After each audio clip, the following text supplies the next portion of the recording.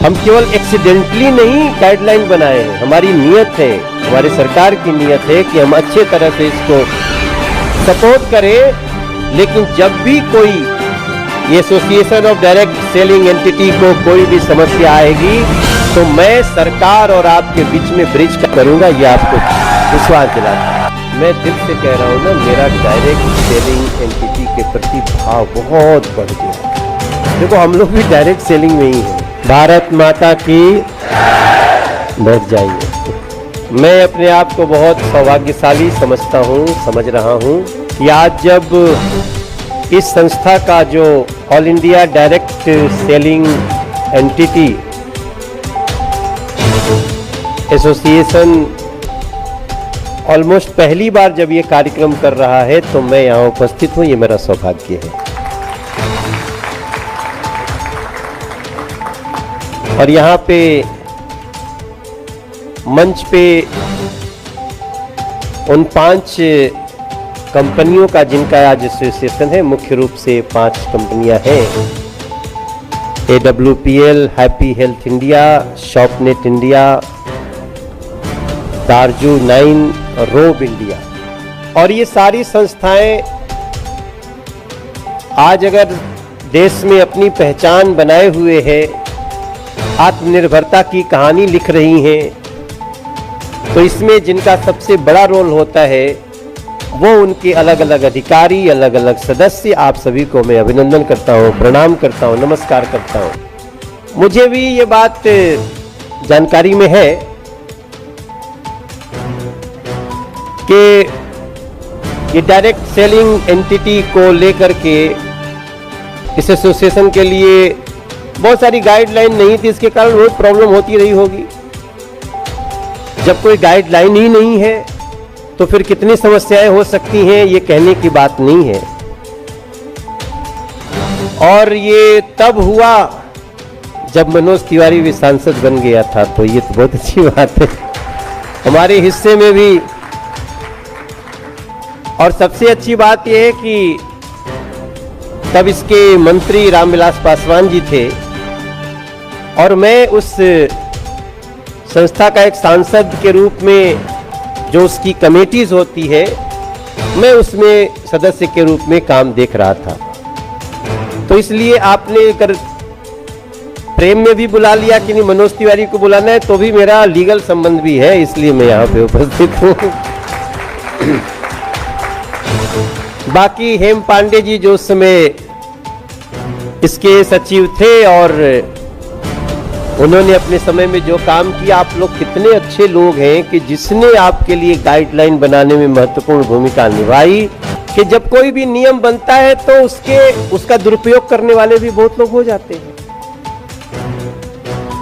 अब जैसे मैं एक राजनीतिक दल में हूं तो राजनीतिक दल बहुत है, तो बहुतों ने न्याय नहीं किया जनता के साथ।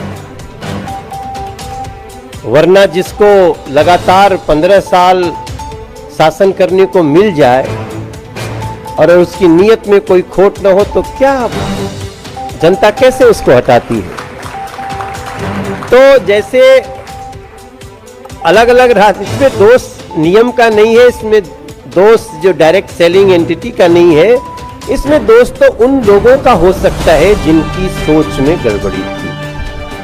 तो मैं सच बताऊं, मैं सोचा यार मैंने पूछा ये सब लोग आपके, बोले सब आत्मनिर्भर हैं सभी अपनी अपनी जगह पे आत्मनिर्भर हैं। और फिर मैं कई ऐसे लोगों से मिल रहा हूं जो लोग अपना एक्सपीरियंस बताते हैं और बड़ी समानता है डायरेक्ट सेलिंग एंटिटी में और हमारे काम में। देखो हम लोग भी डायरेक्ट सेलिंग में ही हैं आप देखिए, हमें अपनी पार्टी के बारे में अपनी जब भी बात करते हैं तो हमें तो एक व्यक्ति जब दबाएगा ना तो सही जगह दबाए तभी हमारा काम चलने वाला है। तो हम इस चीज को समझ सकते हैं। अब अगर हमने गलत ढंग से उसको बेवकूफ बना के दबवा दिया तो फिर कल गाली देगा। अगर हमने उसको सही वायदा किया और सही ढंग से उसको डिलीवर किया तो फिर उसके घरों में, उसके ड्राइंग रूम में हमारी आपकी तस्वीर लग सकती है कि इस संस्था ने इसका मैंने उपयोग किया, अच्छा पाया। तो आपकी प्रगति भी अच्छी है, आपके ऊपर लोगों का विश्वास भी बढ़ रहा है, और अब धीरे धीरे देखिए ना, सब कुछ होम डिलीवरी तक आते जा रहा है।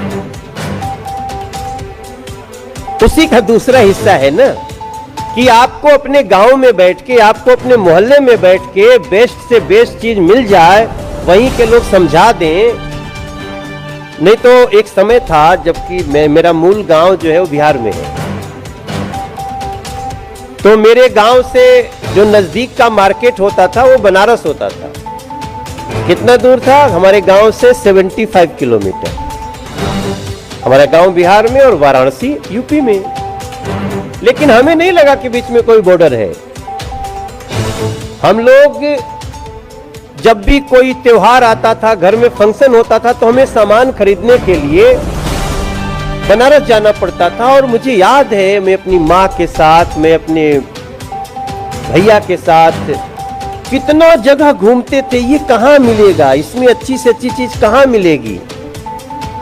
अब तो हमें बहुत सारे लोग हमें बता के जाते हैं कि ये अच्छी चीज है, और उसके कारण क्या हुआ, जो लाभ एक संस्था को, एक कंपनी को, कुछ लोगों को होता था, वही लाभ अब इतने ज्यादा संख्या में लोगों को होने लगा।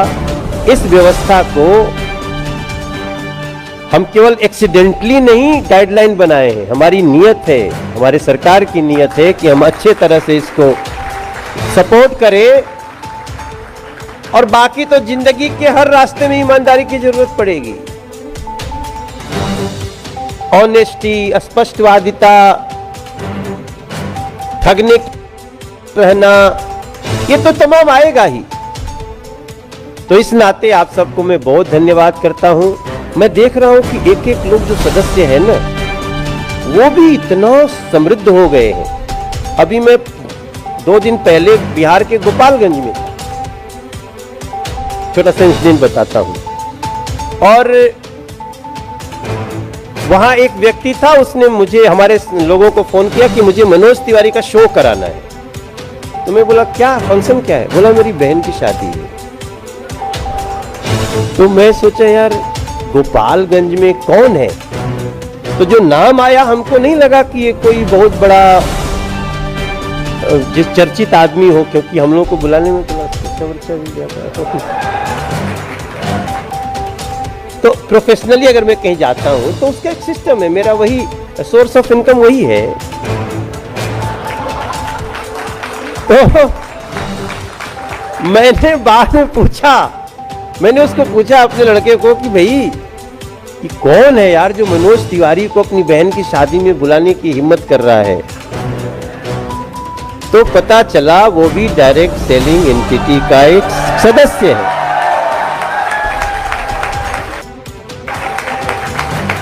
सर मैं दिल से बताऊं, अब मैं इधर बीच में जब से थोड़ा सांसद वांसद बन गया हूं, तो मैं बहुत सिलेक्टेड करता हूं, ताकि वहां ऐसा न हो जाए कि यार कोई भी दो पौआ लगा के कुछ भी बोल बाल दे, थोड़ा रिस्पेक्ट से हो। तो मैं ऐसा देखता रहता हूं। तो निश्चित रूप से थोड़ा सा हम लोग उसकी जो रेम्युनरेशन भी ऐसा रखते हैं कि सब कोई न बुला सके, कम जगह जाए। जब उसके गांव में गया मैं उसके फंक्शन में, तो अब गांव में लगा 25-30 हजार लोग भी जुटे हुए हैं। अब उसको गांव में बहुत लोग जानता नहीं था, क्योंकि नया नया सफल हुआ है। तो गांव वाले भी सोचते हैं कैसे इतना बड़ा आदमी हो गया। अब उनको नहीं पता था कि वो जिस संस्था से जुड़ा है कितनी ईमानदारी से अपनी वो एकदम सामान्य शुरुआत जोड़ते हैं ना, वैसे आया कि वो ऊपर से तीसरे चौथे पांचवें पे आ गया। और उस कंपनी का हेड भी उस गांव में आया हुआ था।